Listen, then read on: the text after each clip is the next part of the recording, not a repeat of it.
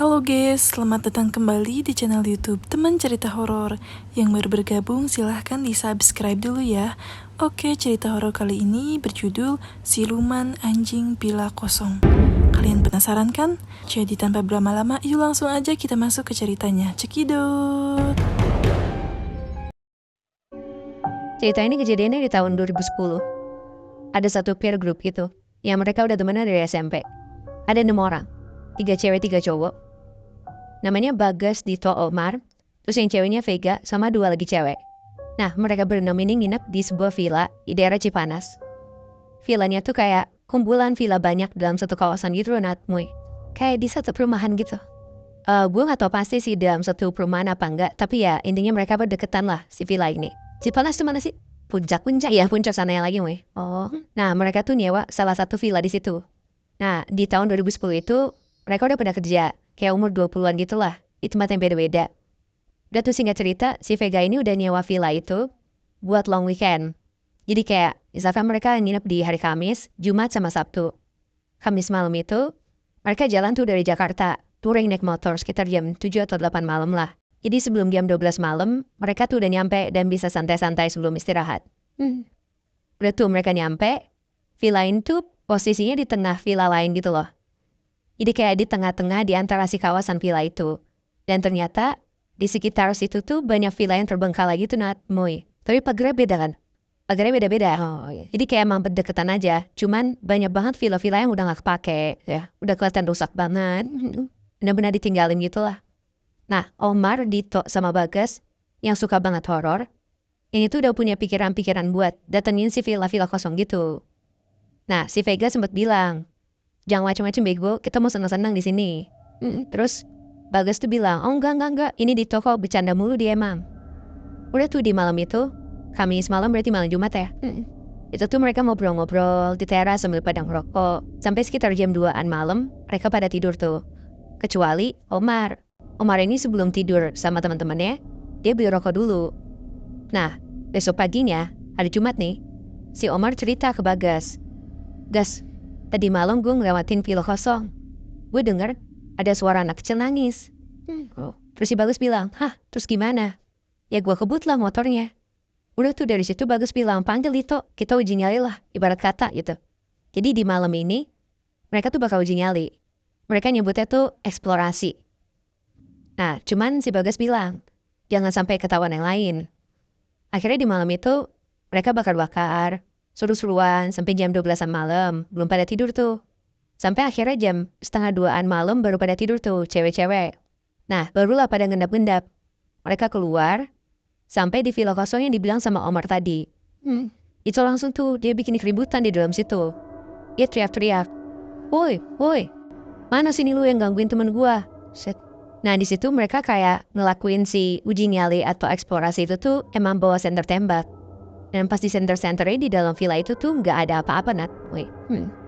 Mereka masuk tuh ke dalam villanya, lebih masuk ke dalam lagi. Terus posisinya tuh Bagas sama Dito di depan. Omar tuh di belakang mereka berdua. Nah, terus di situ Dito lagi nyenter-nyenter gitu, Nat. Si Omar kan paling belakang kan? Si Omar ini kayak dilemparin barang gitu kena punggungnya. Kaget dong dia. Apaan tuh? Pas disenterin, ternyata itu tuh kayak patahan kayu gitu. Terus Dito teriak, woi mana lu sini yang lempar? Disenter tuh sama Dito ke arah tempat yang ngelempar si Omar tadi. Ternyata pas disenterin, itu tuh ternyata anjing, warnanya hitam semua. Tapi nggak gonggong sama sekali. Anjingnya bener-bener kayak cuma duduk diem gitu doang. Kayak ngajak main maksudnya dia ngelempar. Gue gak tau ngajak main apa enggak ya, tapi bener-bener anjing ini gak gerak apa-apa dan gak bersuara pun. Dilempar tuh batu sama anak-anak.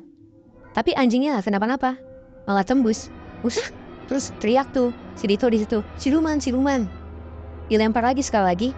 Si anjing ini berubah jadi asap dan hilang gitu aja. Anjing. Di situ Omar udah mulai takut tuh. Udah yuk kita cabut aja nggak usah lanjut gitu. Tapi beda. Si Dito sama Bagus tuh malah bilang kayak enggak kita lanjut. Udah tuh akhirnya mereka lanjut lagi.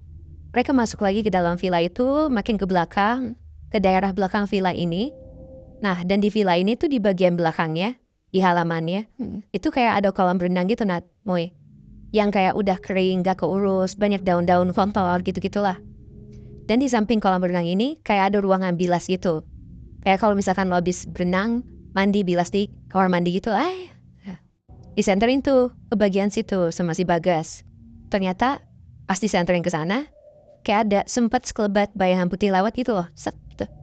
Terus mereka sempat kaget tuh kayak, wah apaan tuh? Coba kita ke situ. Mereka jalan tuh pelan-pelan ke arah si, wah apaan tuh? Coba kita ke situ. Mereka jalan tuh pelan-pelan ke arah si bilik itu ya. Iya si tempat ruangan bilas ini. Dan ruangan kamar mandi bilas ini tuh kayak rada ketutup gitu loh Nat. Dari situ pintunya tuh ditendang sama Bagas. Disenterin ke dalam. Ditembak tuh senternya ke dalam. Ternyata di dalam ruangan bilas ini ada sosok anak kecil di situ. Duduk, ngeringkuk, sambil nunduk. Jadi kayak palanya tuh ketutupan sama lututnya gitu loh. Bayang gak sih? Iya ya. Itu bayangan anak kecil tuh berarti. Bukan bayangan sosoknya Moy. Lihat tadi dia lihat akan ada bayangan kan. Berarti itu anak kecil itu dong. Nah, sebenarnya tadi nggak kelihatan kayak cuma sekelebat putih doang. Nah ternyata mungkin tuh sosoknya kan. Iya. Di situ semua ngelihat. Cuman Omar setelah udah ngeliat sosok anak kecil yang nggak kelihatan mukanya ini, Omar tuh langsung tutup muka. Karena dia udah takut banget, nggak berani. Itu teriak di situ. Woi, ngapain lu di sini? Tiba-tiba si sosok anak ini berdiri. Terus dia nengok ke depan. Dan anak kecil ini ternyata sosoknya tuh mukanya putih semua. Dan bola matanya full hitam. Nah, terus si anak ini nunjuk ke arah Omar. Dan sosok anak ini berubah wujud tiba-tiba. Jadi anjing hitam tadi, Nat, Moy. Tapi lama-lama si anjing hitam ini tuh berdiri. Terus badannya jadi gede banget. Jadi kayak genderuwo berbulu hitam gede banget gitu loh. Cuma berubah-berubah ya. Berubah-berubah. Terus dari situ Dito sama Bagas ikutan teriak karena udah takut banget. Wah anjing, cabut-cabut. Ini siluman bego. Mereka lari kenceng banget. Dan sempat di situ Omar tuh jatuh Nat, Moy. Tapi untung cepat dibantuin sama teman-temannya dan akhirnya mereka keluar tuh dari villa itu. Udah jauh dari sana, udah deket dari villa tempat mereka nginep. Dito bilang, udah abis ini lu pada mandi ya, cepet-cepet. Di situ tuh Omar udah pucet banget mukanya Nat, Moy. Padahal dia satu-satunya yang gak ngeliat malu ini kan. Iya. Tapi dia yang paling penakut ternyata. Terus Dito juga bilang, jangan sampai cewek-cewek pada tahu ya, kita nggak usah bilang apa-apa.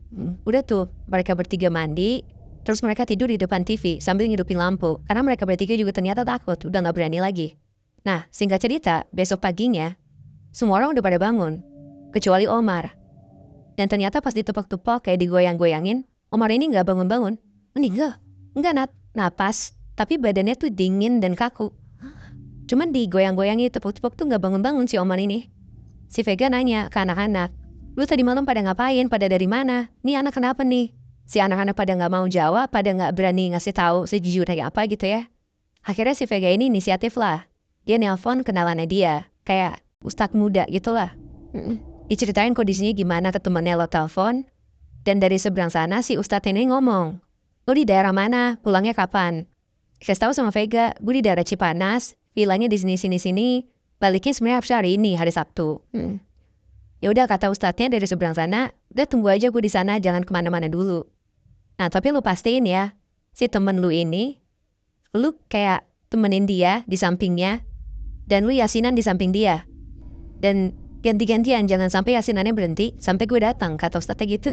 Anjing berarti kondisi si Omar belancur banget sama kayak gitu ya. Nah mungkin ya. Udah tuh singkat cerita, si ustadz ini kayak siang menuju sore gitu nyampe lah ke tempatnya si anak-anak ini, ke villa itu di Cipanas. Akhirnya ceritain tuh detailnya sama si Bagus dan Dito ke ustadz ini, karena emang udah dipaksa sama ustadznya. Biar temannya bener-bener bisa sembuh lah, yang bisa bangun lagi gitu. Udah diceritain, kejadiannya gimana, kronologinya juga. Ustadznya bilang, yaudah anterin gue ke tempatnya. Mereka datang lagi tuh di sore itu ke villa yang ya berhantu itulah. Yang tadi malam mereka datengin buat uji nyali. Mereka ke villa itu, dan si ustadz ini ngambil kayak tanah di area si villa itu loh. Kayak diambil segenggam.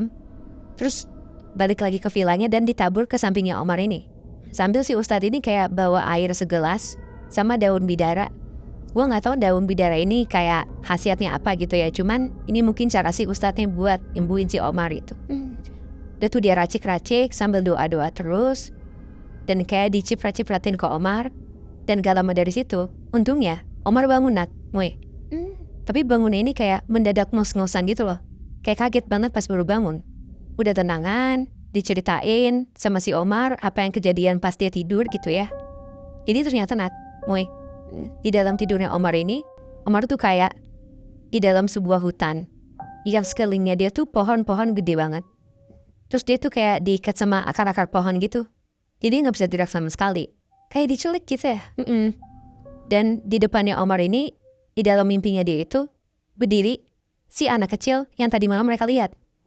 Depan muka dia, persis, melototin si Omar, sambil nyinyir lambar banget. Dan Omar di situ bahkan gak bisa teriak sama sekali, gerak pun gak bisa, karena dia diikat sama si akar-akar itu kan. Dan Omar bilang rasanya tuh kayak berjam-jam dia di situ bener-bener diprototin sama si anak kecil ini. Jadi kayak jiwanya Omar ini ditahan dalam mimpi sama si anak kecil ini loh. Kayak film Insidious gitu. Tapi untungnya ya setelah didoain sama si Ustadz ini, dia bisa bangun. Anjing, dijelasin gak kenapa Omar yang dipilih buat dirasukin Bikaro kan yang suatunya mereka berdua kan temennya kan. Gue gak tahu ya Mei, cuman ya mungkin ada hubungannya sama yang kayak kita tahu. Kalau misalkan kita paling takut tuh kayak energinya tuh masuk ke kita gitu loh. Jadi gampang banget kita kena. Ya bisa jadi sih. Atau juga apa karena Omar orang pertama yang lihat ya.